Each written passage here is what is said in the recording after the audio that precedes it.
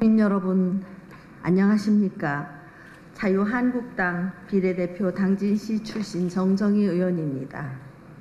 존경하는 윤석우 의장님과 선배 동료 의원 여러분, 안희정 지사님과 김지철 교육감님을 비롯한 공직자 여러분, 본 의원은 오늘 우리 도민들에 대한 감염병으로부터의 안전대책이 제대로 갖춰져 있는지를 살펴보고자 이 자리에 섰습니다.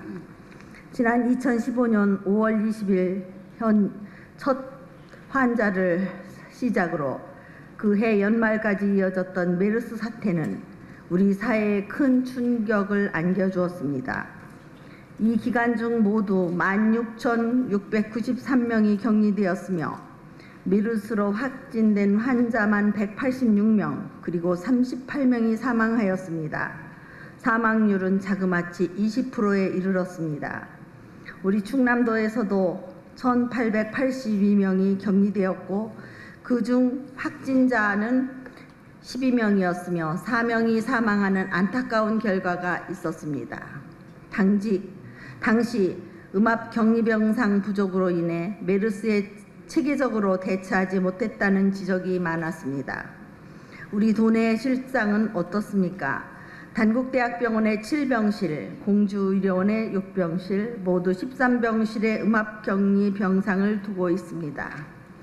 치료제나 백신이 개발되지 않은 메르스가 또다시 창궐한다면 우리 도는 불과 13명만 격리할 수밖에 없다는 현실입니다. 온 국민을 불안에 떨게 했던 메르스 사태로부터 2년이 지났음에도 아직도 제대로 된 대책이 마련되지 않은 것 같아서 안타까운 마음입니다. 또한 여름철 수인성 감염병이 발병하는 시기인데 이에 대해 우리 도는 어떻게 대처하고 있는지에 관해서도 살펴보아야 할 필요가 있습니다.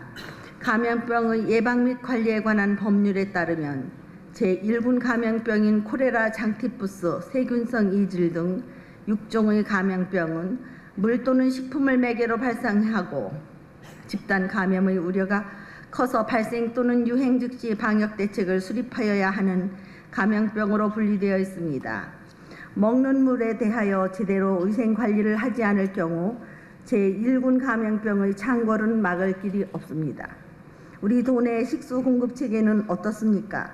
상수도 보급률이 90%라 하지만 시군별로 대략 20% 이상의 세대가 상수도가 아닌 개별 식수원으로 생활하고 있는 것으로 추정되고 있습니다. 개별 식수원은 3년마다 정기 수질 검시를 받아야 하는데도 이를 지키는 경우는 많지 않습니다. 수질 검사 절차가 복잡할 뿐만 아니라 감사 수수료 또한 26만 7천 원이 소요될 정도로 부담스럽기 때문입니다.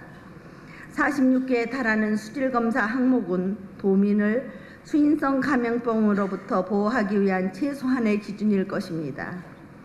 그러나 이 기준조차도 확인되지 않은 식수가